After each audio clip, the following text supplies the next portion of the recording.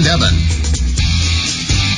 Good morning. AFR is on the radio. Excited to bring you another edition of our show After Further Review. Thanks for spending your time with us. Jay Smith, Bradley Kendall, Evan McDowell. Bradley, how you doing this morning? You know, it is a beautiful morning here in Clemson, South Carolina, and we are 9 Saturdays officially away from the start of the college football season, so a lot to be excited about. Yeah, definitely got it coming up soon. Evan, how you doing over here on my right-hand side? I am fantastic. It's good to be back in the studio after playing a pre-recorded episode last week. Felt kind of weird listening to myself on the radio and not being in Clemson, so I'm glad I get to be in Clemson and still listen to myself on the radio. Yeah, definitely great to be back and be back, see everybody again. But Bradley, got a lot to talk about for this week. We'll go ahead and dive right into it after further review. Did y'all know that you can make $45,000 for throwing a football one time in your life? More on that later. Oh, I need to figure out how that works. Yeah, you will be intrigued to hear this. I could buy a lot of Bojangles, let me tell you. Oh, no doubt about it. Pro college kid. Well, the first thing we wanted to talk about was some bowl news, and looking at the fact that the Pac-12 has said that 5 and 7 teams will no longer be bowl eligible. Just have a little bit of discussion surrounding that, what we think about that, and just kind of talking about in general some bowl games that I know that, you know, we've mentioned it in the past that there are a lot of bowl games now. You got a lot of 6 and 6 teams that are going bowling, and whether or not that should or shouldn't be a thing. So, Bradley, I mean, what do you feel like? You know, is this a good move for the Pac-12? Is it a bad move? I think it's got potential to be good and bad. I think if you're looking at it with the Pac-12, really what they should be focusing on right now is just making the playoff. That's their first order of business. They've had one team make it since the playoff era began, so a lot more to worry about than just, you know, squeaking in a 5 and 7 team. But yeah, they are now the only conference that is now allowing a 5 and 7 team to make a bowl game, and previously that has been decided based on the APR scores with academics. They've only had 5 and 7 teams actually make it before, so it hasn't really been that big a deal over the last few years, but really curious to see if more conferences will follow suit, because I know the NCAA just added 3 more bowl games, and those might be kind of irrelevant at this point if more teams don't make it. Well, it's interesting because Mike Leach, you know, everyone's favorite coach, the best, was quoted saying, you know, if we had a 5 and 7 team lucky enough to make a bowl, they could probably use the practice, and the players would probably appreciate the chance to play another game. Why should we limit opportunities when other conferences aren't? And Evan, I think that's a really good question. I mean, he's raising a very valid point. You know, I think that you can argue both ways, but what are your thoughts, especially on Mike Leach's comments? I think if I was having a conversation with Mike Leach right now and he posed that question to me, I'm pretty sure my response would be something along the lines of, why should we let teams with losing records from a conference that only won 1 out of 9 bowl games last year, why should we let those subpar teams into a bowl game? Like, yeah, maybe you could argue that they deserve to be in a bowl game, and maybe it would mean a lot to, you know, Utah if they finished 5 and 7 and still won the Alamo Bowl, if that's even still a thing. I don't know. But the fact that you got 9 teams into bowl games last year, not all of them were 5 and 7. A lot of them, in fact, were a lot better than 5 and 7, and you still finished with the worst bowl record for a conference in NCAA bowl history. Like, I think that's a pretty strong argument to not let those teams with losing records into bowl games, because the ones even with winning records still didn't do all that hot. Yeah, it kind of goes back, I guess, to the discussion we had 2 weeks ago with the non-conference scheduling and needing to schedule tough non-conference opponents. I don't know what their record, the Pac-12's non-conference record was the year that, this was last year, right, where they went, they had the bad record in bowl games. But I mean, you know, I understand the argument of wanting to take your, you know, team, regardless of the record, on a trip and kind of a sort of a mini vacation at the end of the season, you know, whether it's the Bahamas Bowl or somewhere else that's a little bit more exotic, I guess, for, you know, teams that are playing up north, to go down in sunny Florida or wherever and play a game. You know, can mean a lot to those guys, but at the same time, we've talked about this a lot, you know, with having games all the way across the country. Lots of times fan bases, unless they're pretty spread out, they have trouble, you know, traveling all the way across the country, or even into another country to see those teams play. Yeah, I mean, especially when it's a really meaningless game, you're really just playing for, you know, just the fact that you can play. I mean, we're basically just giving out participation trophies at this point. I mean, in my eyes, why should you be, you know, allowing these teams the exotic locations to go enjoy when you can't even finish with a 500 or winning record? I mean, you're potentially having 5 and 8 teams play in bowl games when it's all said and done. I don't think that's right. I mean, I looked at the stat, 61% of all FBS teams are even making a bowl right now, and that just seems kind of ridiculous. If you have more than half of teams that, may have not even played that well, still getting the benefits of winning a trophy at the end. I mean, at that point, it just kind of waters it down. And, Evan, you've got a lot of problems with bowl games now for the 5th consecutive year. This article that we're pulling up was written, I believe, on Time.com. And it was by John Thielen, and he was saying that, for the 5th consecutive year, bowl attendance has declined. You've got fewer viewers at home. Lots of times it's a huge cost for universities, especially smaller universities with already cash-strapped budgets to send their schools all the way across the country. And then sometimes the payouts aren't that great. So, I mean, there's lots of financial burdens that, schools and teams have to deal with. Right. And I think if I had to make an argument in favor of the 5 and 7 teams making a bowl game, strictly from a football perspective, not even worrying about, fan attendance, money, that kind of thing, just from an on-field perspective, the last 3 years, I should say, the 2016-2017 season and the 2015-2016 season, a combined 5 and 7 teams made a bowl game. They are 4-1 in those bowl games. No, they're probably playing other 5 and 7, 6 and 6 teams, so it's not like they're taking down. But you do have a point there. They're playing teams that finished with better records than them, but might have played harder schedules. But in 2016, that bowl season, Mississippi State beat Miami of Ohio, and North Texas lost to Army. That's the only 5 and 7 team to have lost a bowl game in the last 3 years. And then in 2015, Nebraska beat UCLA, Minnesota beat Central Michigan, and San Jose State beat Georgia State. So to your point, Bradley, they're not beating great teams, but they're beating teams that statistically finished better than they did, which I think is a statement of sorts. It's almost like the play-in games for the NCAA tournament, where they have those first 4 games, and you see some of those teams will actually make runs and go past that. I almost like the idea of making some of these lower bowl games, make it more competitive. Make it like those preseason college basketball tournaments where you've got 3 or 4 teams vying for one trophy. Maybe then you have a little bit more intrigue there, and people will actually want to tune in. So, that could be interesting. They bring back the argument, we're playing too many games now. Well, if you're scheduling some of these games that don't really mean anything, if you're really about them getting hurt and worried about them playing too many games, A, why are you scheduling them? B, why are you scheduling all these, really meaningless games early on in the season? And C, if you want to play those games like that at the end of the year, just schedule those games in the regular season and make them play for, more. Well, they're not prize. really meaningless games. I mean, lots of times the schools that they're playing, the smaller schools, are getting big payouts to come play. I'm thinking they're also splitting up the earnings though with their conference. They are, but there are lots of times those games can help, a struggling team kind of hit its stride or work out the kinks and whatever systems they're trying to figure out. But yeah, I mean, now you've got 78 spots for bowl teams. It used to be 80 before the Poinsettia Bowl just decided to drop itself out. Yeah, so there's just so many games. That bowl now. game had such a long name, by the way. The San Diego Credit Union Poinsettia Bowl. That's a mouthful. I'm glad we don't have to say it anymore. But at least it was played in a location that people would want to travel to. That's a fair point. That is one of the things about the bowl games is usually they're in ideal or more ideal locations. But again, I think one of my biggest gripe with all these bowl games is lots of times, there are about 20 to 25 fan bases, I'd say, that would travel well no matter where the game is. I think Clemson's one of them. I think it's the Power 5 teams. You could argue most of those. Well, the better your team is, the more likely you're going to have fans show up for that game. I mean, that just makes sense, right? Clemson, we're a good football team. Alabama's a good football team. That caliber, of course, people are going to go to those games. There's more of those fans, and because it's a better product, you're going to be more willing to go watch. At the beginning, they are. So 5-6 years ago, before Clemson started playing college football playoffs, it seems like every year, to go to a semifinal game was a huge deal. Heck, to even go to a conference championship game was a huge deal.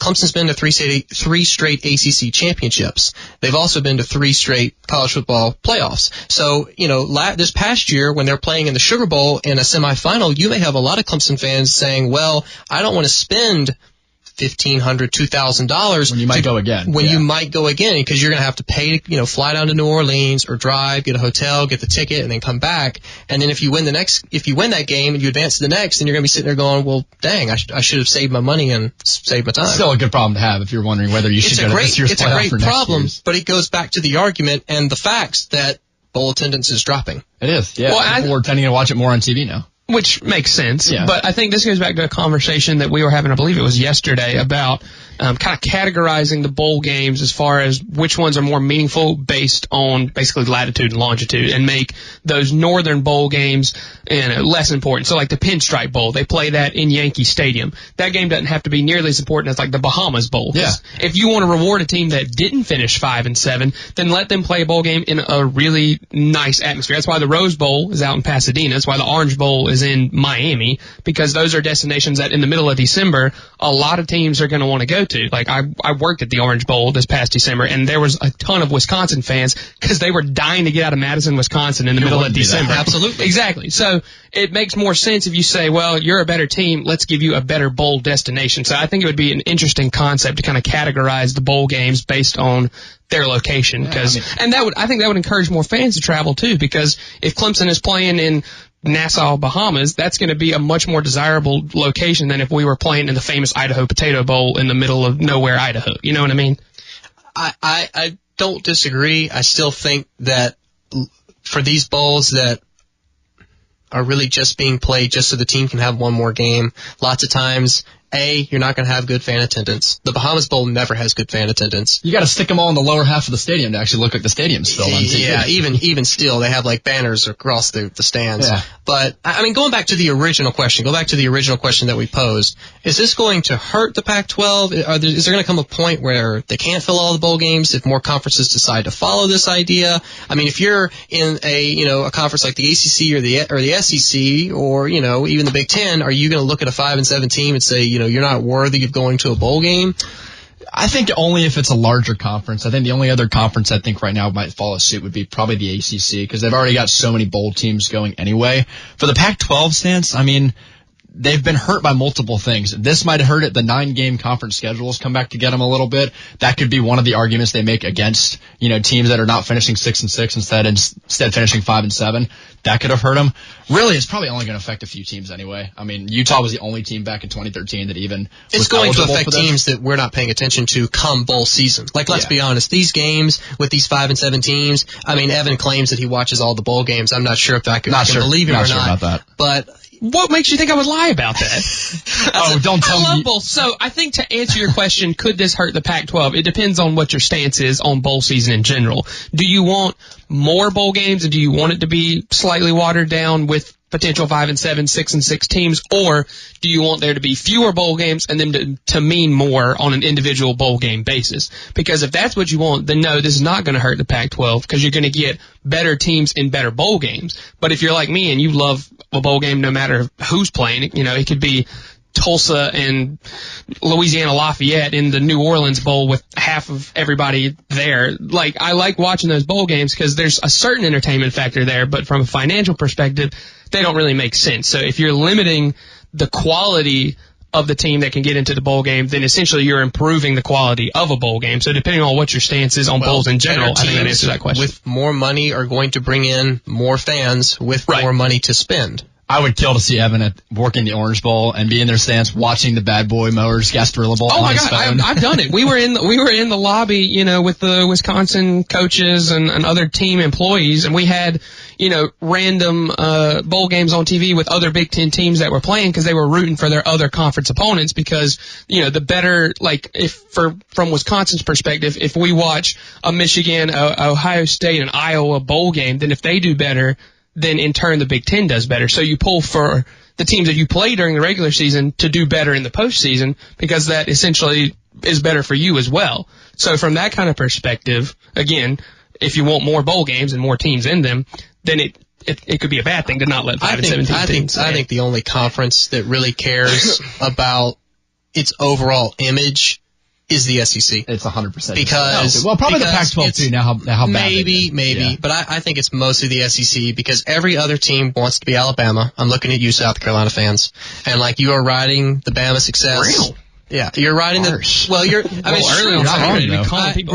up in Lexington, I mean, like I said, it's all it's ever been. It's always, you're wearing a South Carolina hat, but you got an Alabama shirt on, and it's like, well, which one do you pull for? Oh, I'm an SEC fan. Well, it goes back to that picture that I don't know if you've seen it circulating on Twitter, where it's an elephant wearing an Alabama T-shirt, and he's carrying all the other mascots from the SEC teams on his shoulders, and they're all chanting SEC. It's true. SEC. It's true. Yeah, no, in football for sure.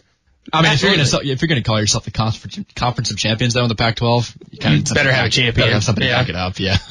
Yeah. Oregon's gotten there a couple times, but they've never been able to. It's been Marcus Mariota left. Has it been since USC that they've won a national championship football? I want to say Evan, you asked us this question on a prior show. What was the last Pac-12 team to win a championship? Wasn't it a national championship? Was it Washington back in 1990? No, I think it would have been. Well, if you don't count the USC, if you don't count the USC, some of those were taken away. I mean, they were stripped with the whole Reggie Bush thing, right?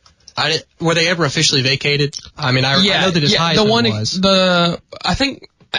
No, USC made the national championship and then ended up losing to Texas in that was 2005. I know, but with Vince Young, yeah. But I thought they were going for a three-peat. Did they vacate the 2004 one? They vacated that season. Well, that would include the championship then. Right. So if you look in like the actual record books, Texas didn't play anybody in that national championship game. Yeah, I think. Isn't that why that USC says that they never lost to Texas? In their pregame book earlier this past year, they had in there that they were undefeated against Texas because that game technically didn't count, which is so low.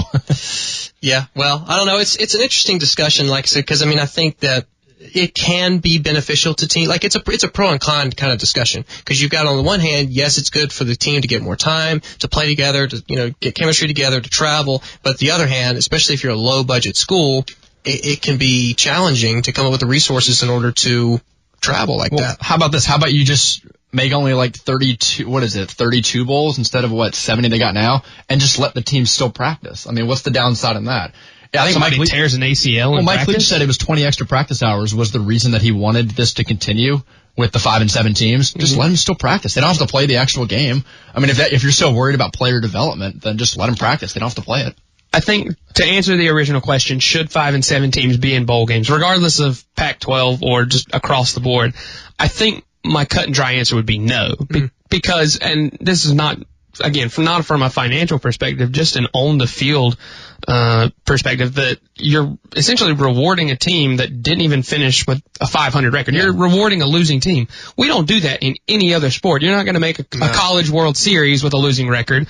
In last year's men's NCAA basketball tournament, only one team had a losing record. That was Texas Southern. But if they hadn't won their conference title, they wouldn't have been in the tournament. You can't reward these teams aren't winning conference titles. I think a lot of these bowl games wouldn't be possible without the financial backing of the sponsors, though. I mean, you'd agree with that. So, as long as the NCAA makes money, that's all they care. Well, they're capitalizing on that's why Bad Boy Mowers gets in on the Gasparilla Bowl right there. Consumption of college football. Like we got to watch another game. We don't want college football season to end, so we're sitting here watching game after game after game. When in reality, they're really not that. There may be a couple good bowl games that are not in the Big Six. A lot of them were just blowouts last year, though. I mean, do you remember the first couple days of bowl season? I mean, it wasn't great. 20-point blowouts. That was the average margin of victory. Like, it was hard to watch. And I think that comes from, I don't know if it's scheduling, but whoever it is that decides the matchup for the bowl games, like even for a lower caliber, lower tier bowl game, I think you still need to try to match people up as evenly as you can if you want to still get that entertainment factor out of a bowl game that may be deemed less important. You still want an even matchup because the more entertainment you get out of the game, then in turn the more money you'll get out of it. So if you put Air Force in a bowl game with somebody good and well they're not going to win, they're going to lose by 3 touchdowns, then that doesn't do anything for anybody. It makes Air Force feel bad because they just wasted all their time to get blown out, and then whoever beat them by 3 touchdowns is kind of like, well, that seems like kind of a subpar way to end the season. We finished with a winning record, but so Bradley, you're a proponent of, to wrap up this discussion, you're a proponent of not having as many bowl games and giving them more practice time at the end of the season. Evan, you and I are in the same boat. We don't think that 5 and 7 teams should be allowed to play in bowl games.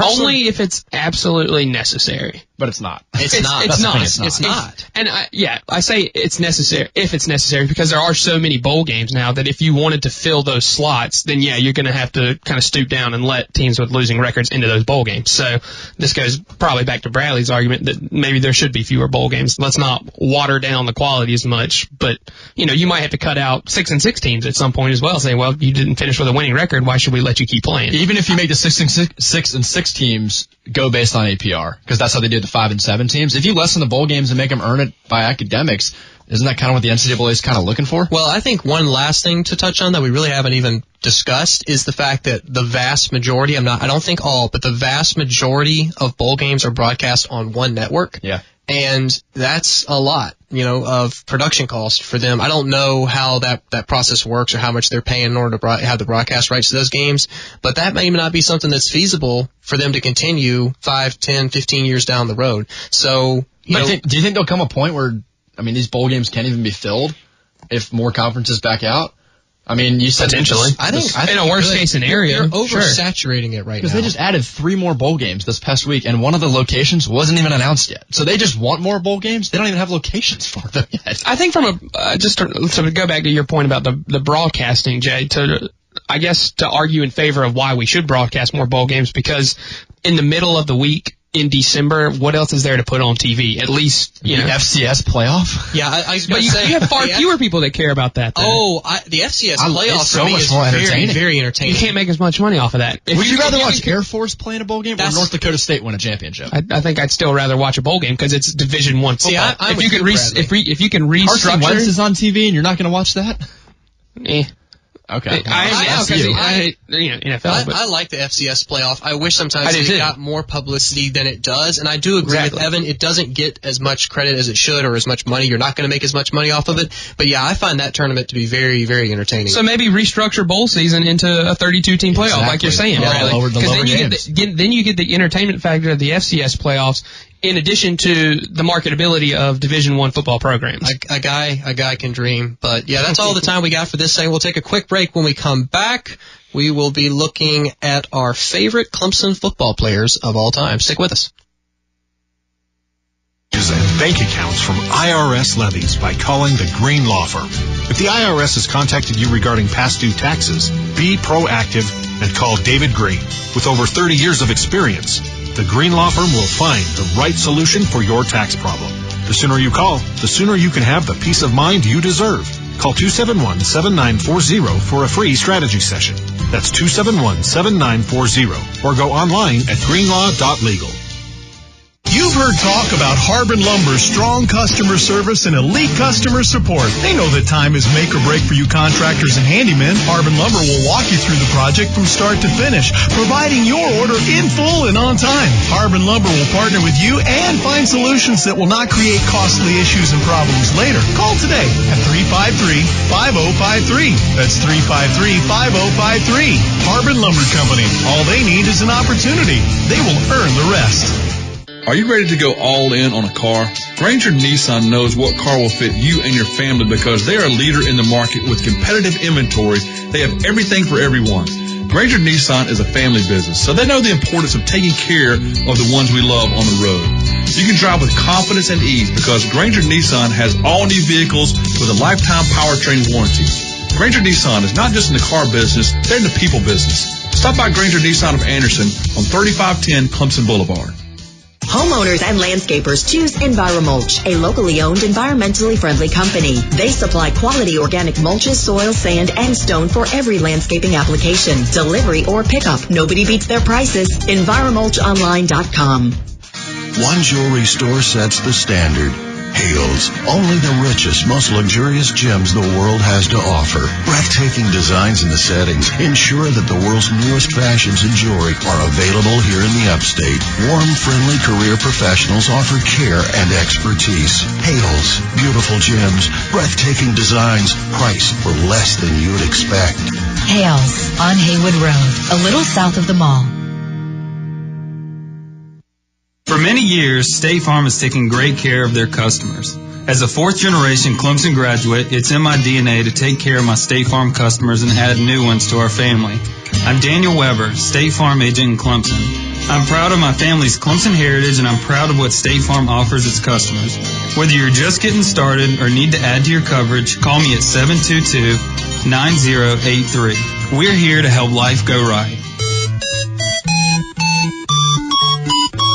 There's no question you need omega-3s. But which form should you take? Fish oil or krill oil? Scientists have debated this for years. Luckily, there's a new solution to satisfy everyone. It's called Krill Omega 50 Plus. It combines ultra-pure fish oil and joint-soothing krill oil together in just one tiny pill. It's so powerful, it can promote the health of your heart and your arteries. And if that wasn't enough, it can also boost your joint comfort in just days. We're so sure Krill Omega 50 Plus will work for you. We'll even send you a free bottle to put to the test. The debate is over. It's not fish oil or krill oil. It's both. And now it's free. Just pay $4.95 for shipping and claim your free bottle. Call now. 800-834-4690. 800-834-4690. That's 800-834-4690.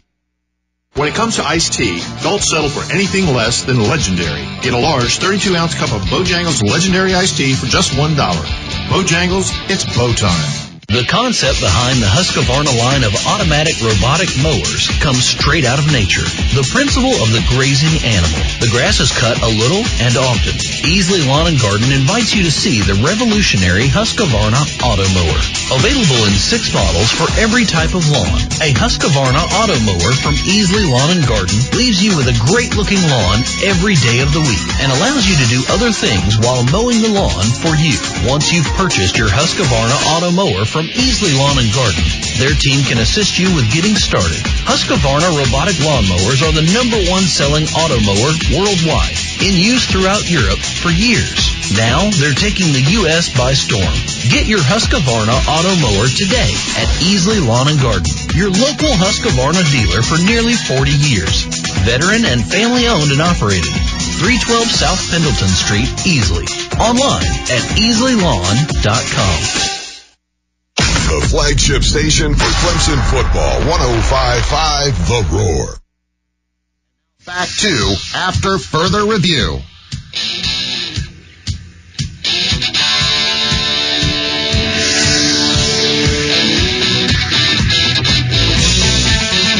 Welcome back. Thanks for spending your Saturday morning with us here on the radio WCCP 105.5 The Roar. Is that your Get Hype song?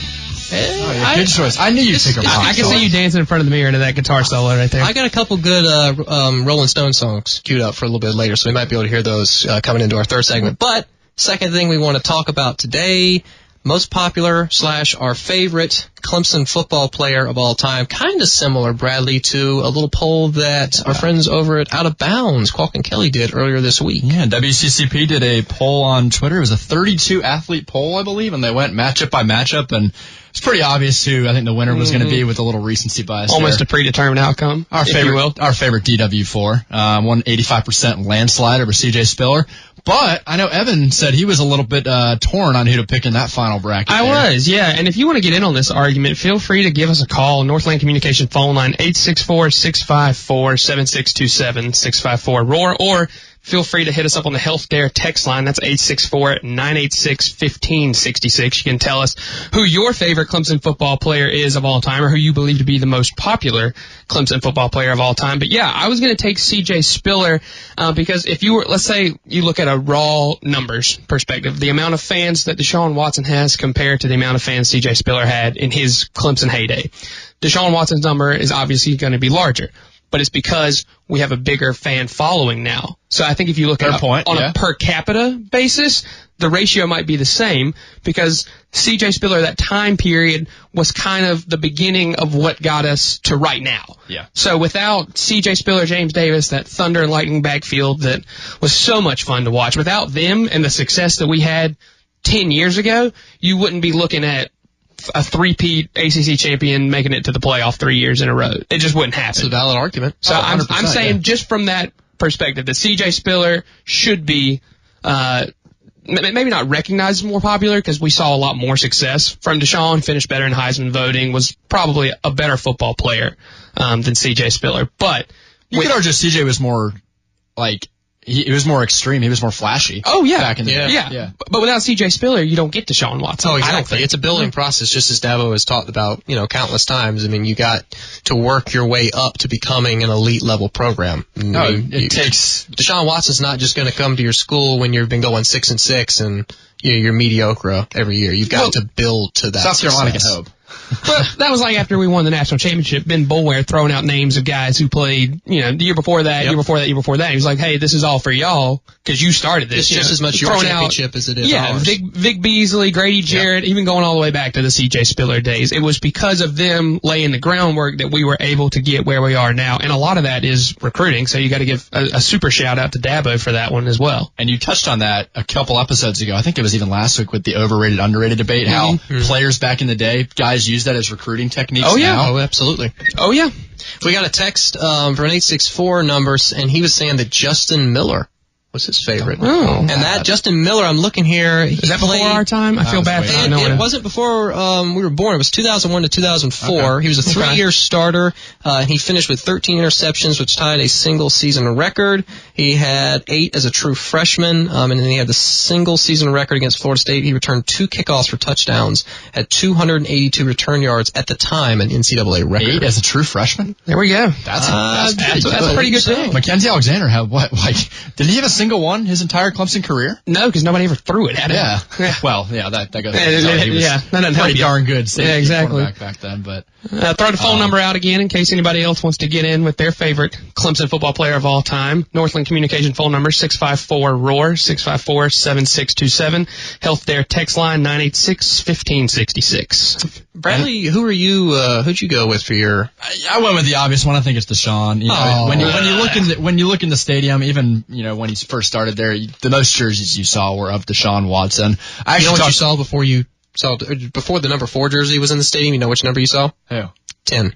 Taj Boyd. That's true. Taj Boyd's jersey was everywhere. Oh, yeah. I mean, I thought after Taj graduated, I considered him one of the best quarterbacks Clemson's ever had, if not the best quarterback Clemson had up to that point. The only reason that Deshaun got to wear the number 4 was because Steve Fuller said, yeah, you can wear it, but you got to wear my patch. And I'd even argue that Deshaun needs to get his retired now as the number 4 as well. A double retirement on number 4? And the next guy, have both of them on there. Steve Fuller's up on the stadium, if I recall correctly. So I'd like to think that you'll see Deshaun's name up there at some point, but the number 4 has a lot of history preceding Deshaun. I don't think I'd want to wear the number 4, having to be in Deshaun Watson's shadow in years past. No. But yeah, I'd argue Deshaun. I actually talked to a buddy of mine this past week about the specific debate, and he said you can equate Deshaun's success and the way that he transformed Clemson's program to Michael Vick back in Virginia Tech. Wow. Because he was like the new wave of quarterback, the biggest success they'd ever have in that entire program. And you saw in years after that the really great years that Virginia Tech had. Now, they didn't make any championships, but they were consistently going 11-2 and top 10 in the country. I think it's interesting to look at the progression of the quarterbacks that we've had. Let's throw out Cole Stout for a minute, but let's go with Taj Boyd, who could be a mobile quarterback, chose not to because his arm was significantly better than his legs. And then you go to Deshaun Watson, who was pretty much even. He could run when he had to, but he has a pretty dang good arm too. And now Kelly Bryant, whose running ability is better than his throwing ability. A little liability. Yeah, I think that's kind of an interesting progression to see, going from an all-arm quarterback who can run to a guy who can beat you either way about the same, and now Kelly Bryant, who you need to be more worried about as a runner than a thrower. I think that's kind of interesting. And then you could see an all-thrower after that with Trevor Lawrence. Oh, absolutely. We have gotten a couple more people to text in. We got one guy saying Terry Allen and then Kevin Mack. Now, Terry Allen, he played back in the 90s, 80s, 89, 90? I think he was drafted in 19. He was drafted 9th round, 1990 NFL draft by the Vikings. But his stats at Clemson, he played 87, 88, 89. He finished with 2,700 yards rushing, averaged 5.3 a carry, which is pretty good. 28 touchdowns. He had 243 receiving yards. He played 546 plays from scrimmage. So got a few nuggets about him. But,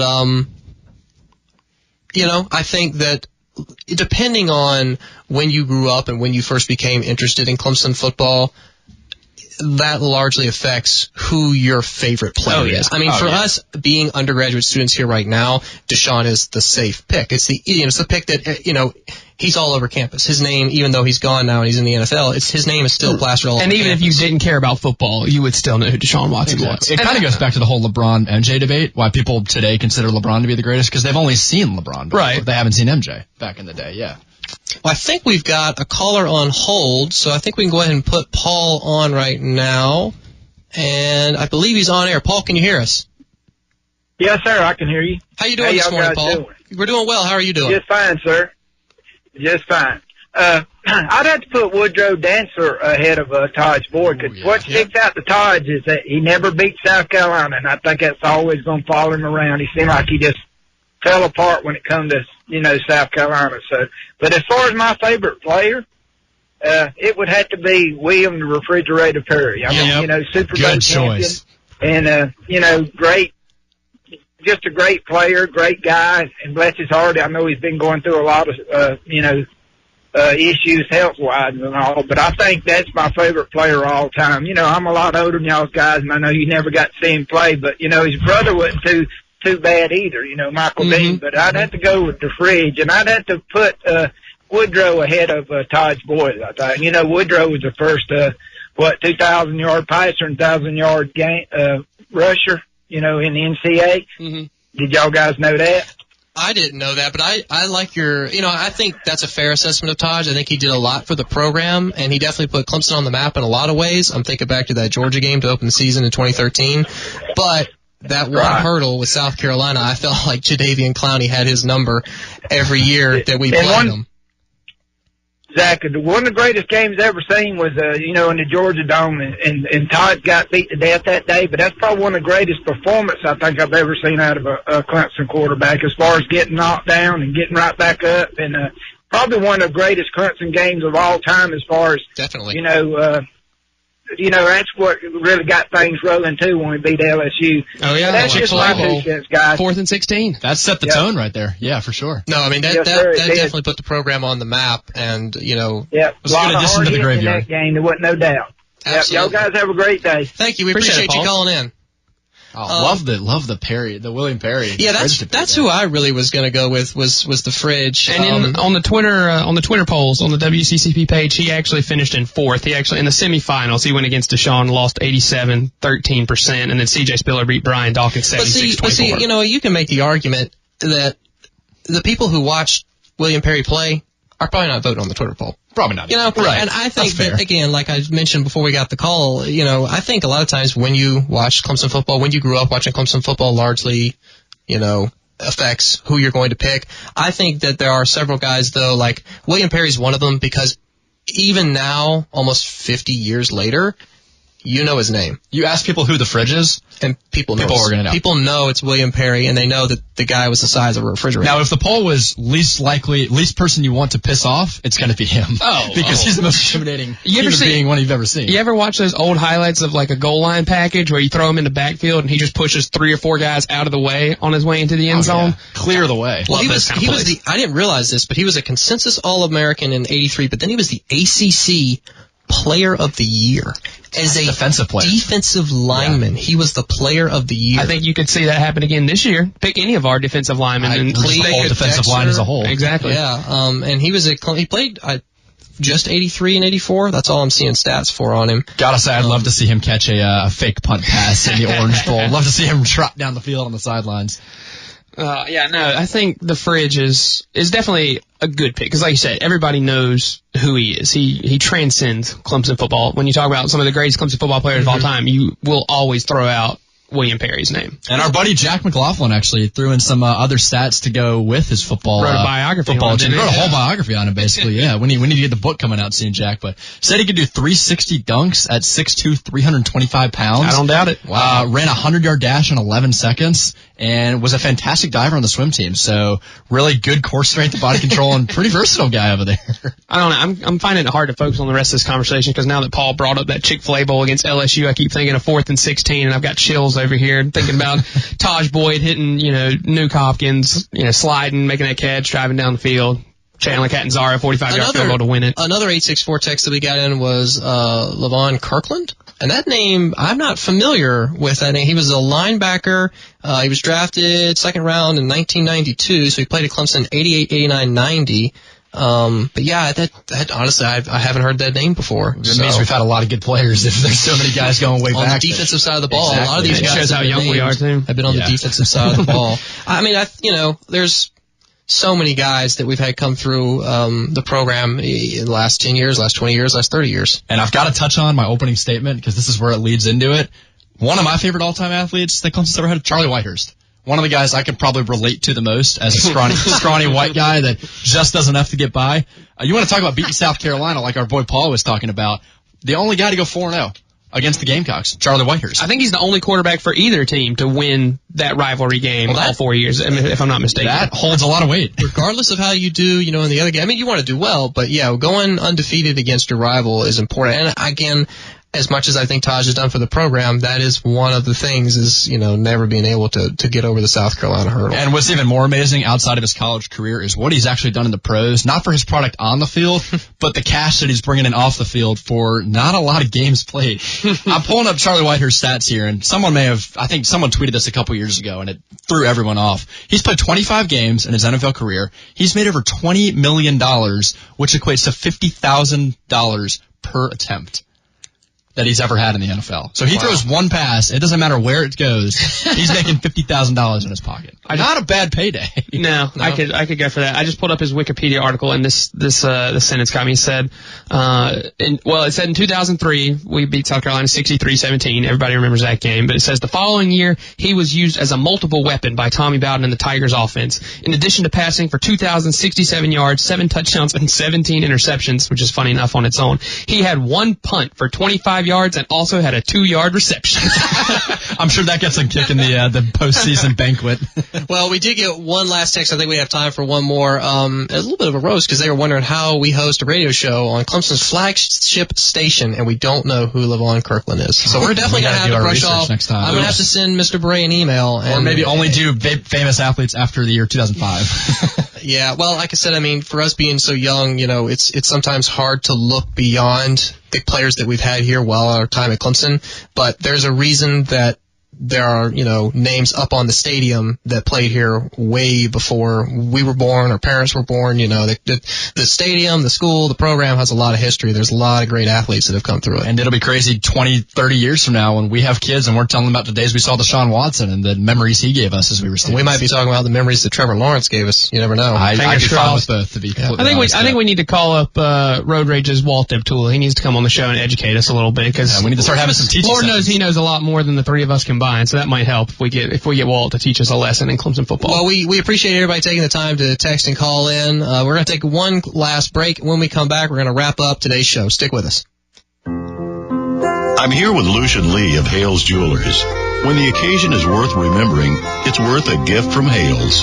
How so? A gift of fine jewelry is all about memories, wonderful occasions, momentous events, exchanges of true love. We're blessed to be part of it.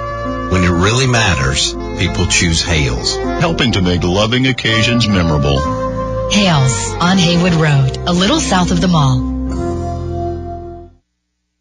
Quag here for Hendrick Honda Easley. I've owned my Accord for several years, and I can tell you a Honda's the way to go. Hendrick Honda Easley's been in business 25 years, offering their customers a fair, fast, easy, and transparent experience. After you've purchased your new or pre-owned vehicle from Hendrick Honda Easley, believe me, their staff from service to finance is behind you 100%. See Hendrick Honda Easley online at hendrickhondasc.com or in person at 4609 Calhoun Memorial Highway.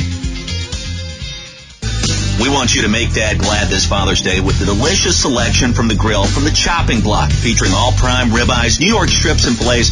The Chopping Block in Powdersville has made Dad glad for over 22 years. Anything else for the grill, like twice-baked potatoes, salmon, shrimp, or smoked selections from the Chopping Block smoker, planned right now for the 4th of July, while prices are down like never before. Make Dad glad. Get to the Chopping Block right there on Highway 81 in Powdersville, just south of 153. When it comes to filling your prescriptions, time is of the essence. At Corner Drugstore in Pickens and Patrick Square Pharmacy in Clemson, there are no hassles having your prescriptions transferred or filled. They'll gladly do that for you. They can contact your medical provider or former pharmacy and take all that worry out of your hands. All you have to do is pick it up. No hassle prescriptions at Corner Drugstore in Pickens and Patrick Square Pharmacy in Clemson. Small town feel, big time service. Buying a mattress can be a difficult process, but that can all change with one visit to Engineered Sleep. They are a mattress manufacturer that opened their doors to the public. You get factory direct pricing, a mattress made just for you, and free delivery all over the upstate. Your mattress will be made and delivered within 1 to 5 days. It is always great to buy local, but when you buy from Engineered Sleep, you are truly buying from the best. Their showroom at 627 Congaree Road in Greenville is open Monday through Saturday. Sleep like a champion with your Engineered Sleep. The Home Depot has a surefire gift for Father's Day. New high-performance grills from Weber, America's top brand. Like the Weber Spirit 2 gas grill in stainless steel. Only at the Home Depot, starting at just $449. It ignites every time, it maximizes flavor, and with a 10-year warranty, you'll be Dad's favorite for years to come. The Weber Spirit 2 gas grill starting at only $449 from America's #1 Weber retailer. The Home Depot. More saving, more doing. Nothing compares to the one, the only Bojangles Cajun Filet Biscuit. For a limited time, get 2 Cajun Filet Biscuits for just $5. Bojangles, it's bow time. What if there was a paint that made you look at paint differently? One that completely rewrote paint's genetic code, so it can strengthen any color. What if it's built with better ingredients, even given superpowers? Since Benjamin Moore reinvented the way paint is made, it makes you wonder, is it still paint?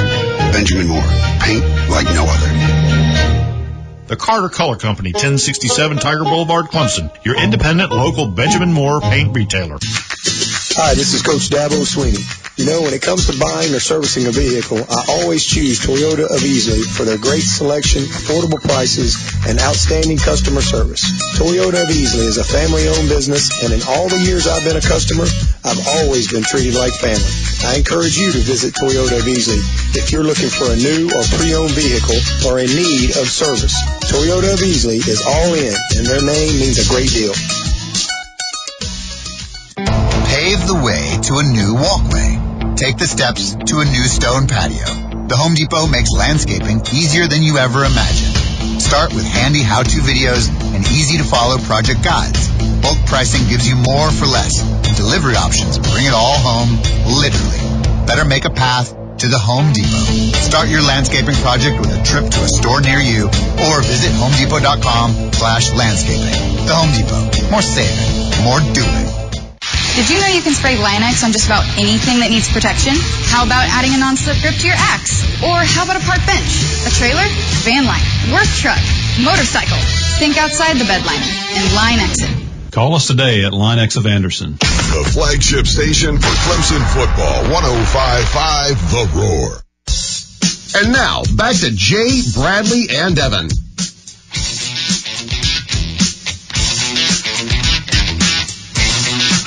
I see both of these guys over here nodding their heads. They appreciate it. They appreciate the music selections. Going with a little Aerosmith. We got Ram Jam in early with Black Betty, but didn't have a chance to get to the Rolling Stones. But we have time for one final topic today, gentlemen. Transfer rules. Some new article that came out talking about some updated rules relating to redshirt specifically, but just kind of, in general, some changes. Bradley, why don't you touch on those for us? Yeah, so the transfer rules we've seen in the past with the graduate transfers, this has become an ongoing debate whether graduate transfers should be able to go without sitting out a year. Personally, I think that's the right way to go because guys have already finished their degrees and they should be able to choose where they want to play the rest of their football eligibility. But some recent updates to the transfer rules, you may have heard, this came out on Wednesday. Players no longer have to notify schools that they are transferring because in the past we've seen some schools will block certain guys from transferring to teams that are on their schedules. Cough, cough, Nick Saban, cough, cough. In conference teams like the SEC does sometimes. Like I said, schools cannot block transfers. The NCAA did say that conferences can offer stricter rules than the national rule itself, which is a little disappointing.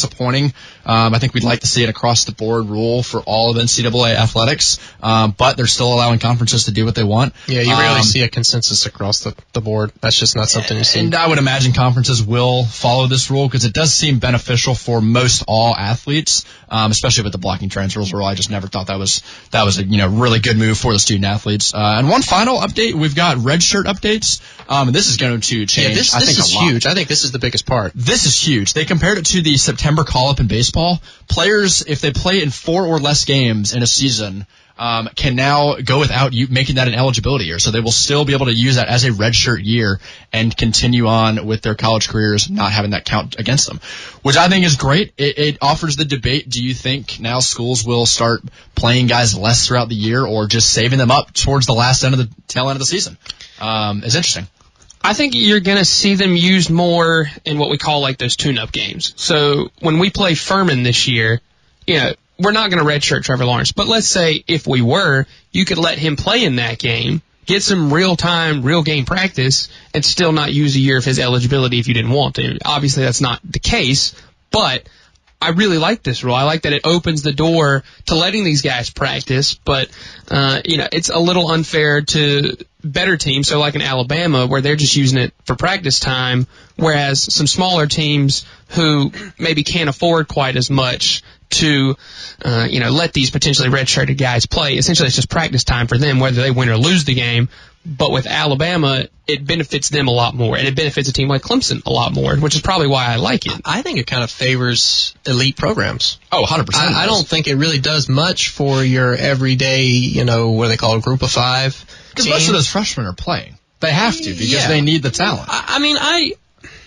It's really tough because I feel like these rule changes are more geared towards the student athlete rather than the institution, which is, I think, the way that it should be. Yeah. But I don't like the fact that they can play 4 games in an entire season and not use up a whole year of eligibility. Look, personally, I don't think they should be allowed to play in anything postseason. Only regular season. Now that I can get behind. Only I think it is beneficial to let them play throughout the year just to gain in-game experience. I think 2. Two is that's not, because 4 games is a third of your season. That's half your conference play. You should at least let them play a little bit. The 2 I can maybe get behind. I like the 4 though because it gives you more of an opportunity to play in more games because they know that they don't have to just limit it to 2 games. I think it allows guys to become more motivated as freshmen because they're not just sitting there with a clipboard like Clipboard Jesus You could argue that sitting on the bench is motivation for getting off the bench. Yeah, but it also encourages guys to transfer more. Well, guys that are not going to be committed to the program, that don't want to be in it for the long haul, they transfer out. I see that as a good thing. And that's where I think you need this year to sit out. I think that rule should still be in play that we have right now. I mean, some people debate you shouldn't have to sit out a year. And where you're transferring. If you're committing to a school, you should be in it for the long haul. There should be a detriment to you leaving the program. Yeah, you shouldn't be able to transfer and play immediately. Because then it's like free agency in the NFL. Yeah, it becomes way too much like Evan, that. what are your thoughts on that? I disagree with the 2 of you on that. I don't think they should have to sit out a year. Wow. Because we'll just use Hunter Johnson as our case example. He's transferring from Clemson, used a year of eligibility last year, and he's going to Northwestern. He's got to sit out this entire next year just because he's switching up schools. Like, I don't know. For some reason, I don't see that as fair because it's detrimental. It could potentially be detrimental to the student athlete. Because if you're trying to make... But Hunter Johnson decided to transfer before he really knew. I mean, listen, you don't know. I mean, we assume that Kelly would start in the fall, but let's just say something happens with Kelly or something happens with Trevor. Jump ship. Yeah, you just don't know. Well, it might not be an on-the-field thing. Yeah, we love Clemson and it's a great place, but maybe for Hunter Johnson it wasn't a good fit. He's a long way from home. Maybe, he knows a lot more than we do, so maybe he knew that he was still going to see limited playing time this year. True. And so for the betterment of himself, he thought, I'll go somewhere else where I could potentially be more successful. And I don't think it's fair to penalize somebody for taking what could potentially be a better opportunity to better themselves. How about this, though? How about if, for instance, this is all hypothetical here, what if Nick Saban calls up guys from other teams and says, hey, let's all make one super team. You guys come over immediately and we all play on the same team together. Guys are not going to do that if they have to sit out a year. I mean, it's hypothetical. It probably wouldn't happen. But it's possible if you don't have to sit out. I mean, he's got a super team anyway because of the way he recruits. He doesn't do that. You could call over Kevin Durant from the Oklahoma City Thunder and get him to come over to the Warriors. Exactly. I don't think that would happen though. But it begs the argument here. It opens up the possibility that we just don't need feasible. I like this rule because it favors the student athletes a little bit more than what was in place before. But I think 4 games is a little bit too generous. I would argue that I'd let them play and I'd bump the number up to 5. Oh no! As long as they're playing less than half of a year. Yeah, it's not. It shouldn't count as a full year. Now the only thing it does help though, so they could get their team to bowl eligibility. Yeah, exactly. Still not use a year. Yeah, exactly. It does favor guys that get injured though. I will say because if you have a guy play for 4 games and he gets hurt, that's just really unfortunate. And 2, he should be allowed. Well, yeah, like let's say, and heaven forbid, but let's say Trevor Lawrence is named the starting quarterback, and in the Texas A&M game, somebody tackles or blocks funny, lands on his knee. Georgia Tech 4 games in. We'll go Georgia Tech. Well, how about that? as long as it's less than 4 games in. But let's say somebody just rolls into him off of a block, ACL, out for the year. Like I said, heaven forbid that happens, but at least we don't have to use an entire year of eligibility on him for only playing 2, 3, 4 games. So he can take that injury in rehab and still not lose his year of eligibility, which for somebody that talented might not make as much of a difference. But for somebody who's going to stay at a school for 4 years and bring them a lot of success and continuity down the road, I think that could come in really handy if you play in less than 4 games and get injured. You could even argue that the guys that are going to be really this rule is really going to affect are guys that'll probably leave after 3 years anyway. So in the end, it might not even matter too much with eligibility because they're probably going to go for the NFL after their 3rd season regardless. Texter from the 864 who texted earlier about Kevin Mack, he made a good point saying Indiana's just as far from Clemson today as it was when Hunter Johnson signed with Clemson. Well, I know, but Northwestern's a lot closer than Clemson is what I'm saying. But I think that the point that he's trying to make, and I'm not going to put words in his mouth, but I think the point that he's trying to make is that Hunter knew he was going far from home when he went to Clemson to play with. Well, and I know that. And a lot of people go to school somewhere that's far away from home, and then they get homesick and go back. I was friends with a guy freshman year from Connecticut, and after, I think it was the first semester, he realized he missed Connecticut too much. He was too far away, so you go home. So just because you're here for a year doesn't mean you don't want to go home. You know, like I said, I get what the texter's saying. It makes a lot of sense, but people get homesick. He also has a year to learn the system. I mean, that's beneficial. I mean, he would probably play. Well, he wouldn't play immediately because they do have a guy there that's going to be a senior. But it makes you have to sit out and learn what the program is like and learn the playbook and all that instead of just jumping right in. It's probably might even benefit the players at that point. Going back, what do you think about the fact that players no longer have to notify the school that they're transferring, and schools can no longer block these transfers? Well, I don't think that's probably the rule that's going to affect everything the least because probably it's probably only going to affect maybe just a couple extra days that coaches will have to reach out to these guys because they let the school. I mean, they figure it out anyway. Even if they let the school know, or even if they don't, they'll figure it out. Do you think it'll feel like a blindside though? I think it could. Like if you're a player and you're thinking about transferring and you've got guys in the locker room that you're close with and you don't tell anybody and then boom, you've transferred, I'd feel hurt. At least a little bit. Yeah, maybe a little bit. I think it's probably not as fair to the coaches and maybe the players, but to the players, they shouldn't have to notify the school they're leaving. If they want to leave, go for it. That's fine. But you, remind me, are you in the camp that they should sit out a year? Yes, you are. I am. Okay, so we agreed that they should sit out a year. Evan's saying that they should be able to transfer and play. I think so. As soon as they want. Yeah, like a graduate transfer can now. You can play immediately. I think undergraduate you should be able to as well. But that's not fair to the coaches, though. If you think of it, that's not fair to them at all. Guys that are depending on certain players to stay there and help them keep their jobs, well, if they jump ship immediately, I mean, does that not give the coach more incentive to, maybe treat the player better than he otherwise would, or maybe give him some playing time? There anyway. Yeah. I don't know. That's the thing. I am a fan of not having to tell your coach, your teammates, like, you don't have to tell the school that you're leaving. That's a completely personal decision that's left up to you. And now if you still want to tell the coach, hey coach, I'm thinking about transferring at the end of the year, then maybe the coach could use the last couple weeks of the year to say, well, here's what could happen if you stay. But if you don't want to stay at all, no matter how much convincing the coach and the teammates are going to try to do, then it doesn't matter. You don't owe them anything, especially if you're not going to be playing for them anymore. Well, the USA Today article that was written by Paul Myberg did talk about the fact that, and Bradley mentioned this, I believe, at the top of the segment, conferences can put their own limitations. Oh, they have free right to do that. Yeah. And so I don't like that either. I don't like it either, but that's just the world we live in. And, each conference is going to want to do it their own way. So more than likely, it's not going to be as free-flowing, I think, as it appears right now. Like, you're not just going to have kids jumping ship and going to other it's going to be a bit, they're going to put up... Especially if they start leaving the conference completely. Right. Yeah, then they'll be like, we're not doing that. If you see a kid like a Blake Sims who transferred from Alabama to Arizona State... That's a name I haven't heard in a long time. Man, that's why I threw it out. You like that. But, I mean, you see, you're going from the SEC to the Pac-12. If the SEC enacts much harsher transfer penalties than the Pac-12, you can see a lot of issues coming up there, which, again, is not fair to the student-athlete, I don't think. I'm curious to see who uses this and who doesn't. The whole 4-game rule, when they use it, it's going to be huge because do they use it in the, like you said, the tune-up games, or do they really save them towards the end of the year?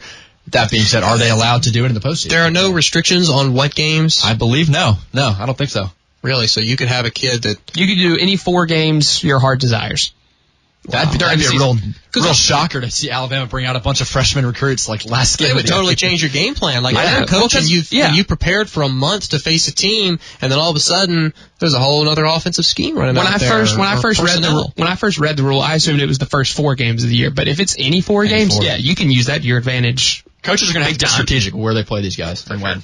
Absolutely. I think it's going to be real interesting to see, especially a manipulative, coach that thinks his way through stuff like Nick Saban. It's going to be real fun.